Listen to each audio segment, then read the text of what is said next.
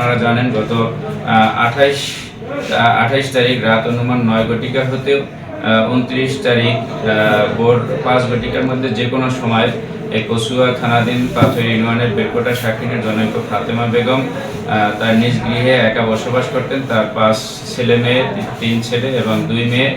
তারা চাকরির সুবাদে এবং পারিবারিক সুবাদে তারা এলাকায় থাকতেন না, উনি একাই বসত করে থাকতেন।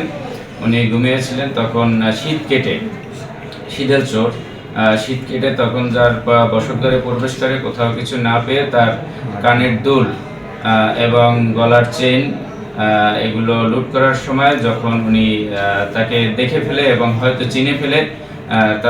চিনে ফেলার কারণেই তাকে ছুরিকাঘাত করে গলায় এবং নাকে আঘাত করে তাৎক্ষণিক তিনি ঘটনাস্থলে মৃত্যুবরণ করেন এবং চোর পালিয়ে যেতে সক্ষম হয়। এরকম একটা নিউজ সকালবেলা আমাদের কানে আসে। আমরা তাৎক্ষণিক আমাদের যে নামগুলো প্রকাশ করেছি এরকম অভিযানিক টিমটা, চৌকস অভিযানিক টিমটা আমরা ঘটনাস্থলে প্রেরণ করি। ঘটনাস্থলে প্রেরণ করার পর তারা তদন্ত কার্যক্রম শুরু করার এক পর্যায়ে মূল আসামি 6 ঘন্টার ভিতরে মূল আসামি জনৈক ইয়াসিন মিয়াজি, পিতা বগু মিয়াজি, সাং বেরকোটা মিয়াজি বাড়ি, পাথর ইউনিয়ন এবং কচুয়া, তাকে আমরা গ্রেপ্তার করতে সক্ষম হই। তাকে জিজ্ঞাসাবাদে এক পর্যায়ে সে স্বীকার করে যে সে পার্শ্ববর্তী বাড়িরই লোক, সম্পর্কে তারা দাদি নাতির একটা সম্পর্ক ছিল। যে এই যে ইয়াসিন মিয়াজি সে মূলত একজন মাদক সেবী, নিয়মিত সেই ইয়াবা এবং গাঁজা সেবন করে। তার ইয়াবা এবং গাঁজা সেবন করার টাকা না থাকার কারণে তার নজর পড়ে যে তার যে দাদি আছে, পার্শ্ববর্তী বাড়ির দাদি সবসময় গলার স্বর্ণের চেইন এবং কানের দুল এটা পড়ার কারণে তার নজর পড়ে যে এটা চুরি করতে হবে। তখন সে শীত কেটে তার বসত গৃহে প্রবেশ করে তার প্রথমে কানের দুল খুলে, এটা তখন টের পায় নেই।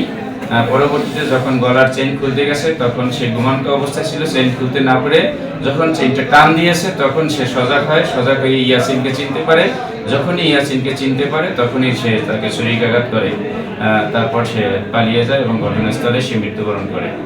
আর সে তার পালিয়ে যাওয়ার পরে যখন পুলিশ তাকে অ্যারেস্ট করার পর তার থেকে যে চোরাই যাওয়া যে স্বর্ণালঙ্কার, সেই স্বর্ণালঙ্কার আমরা উদ্ধার করতে সক্ষম হই এবং তার হাতে যে ব্যবহৃত যে ছুরিটি ছিল সেই ছুরিটি একটি দিঘিতে সে ফেলিয়ে দেয়, সেটা এখন উদ্ধার করা সম্ভব হয় নাই। এই ঘটনাটি একটি লোমহর্ষক ঘটনা ছিল এবং চাঞ্চল্যকর ঘটনা ছিল। এই ঘটনাটি সারা কচুয়া এবং সারা দেশে ভাইরাল হয় এবং পুলিশের একটা প্রশ্নের সম্মুখীন হয়েছে। গত এক সপ্তাহে 2টি মার্ডার হয়েছে। পূর্বের মার্ডারটা আমরা আসামি গ্রেপ্তার করতে সক্ষম হয়েছি এবং বিজ্ঞ আদালতে স্বীকারোক্তিমূলক জবানবন্দি দেওয়া হয়েছে। এইটা আবার পরবর্তী 2 দিন পরেই ঘটনা ছিল। এটা আমাদের আইন শৃঙ্খলার জন্য অবনতির একটা কারণ ছিল। যাই হোক, তারপর আমরা আসামিদের গ্রেপ্তার করতে দ্রুত সময় সক্ষম হয়েছি।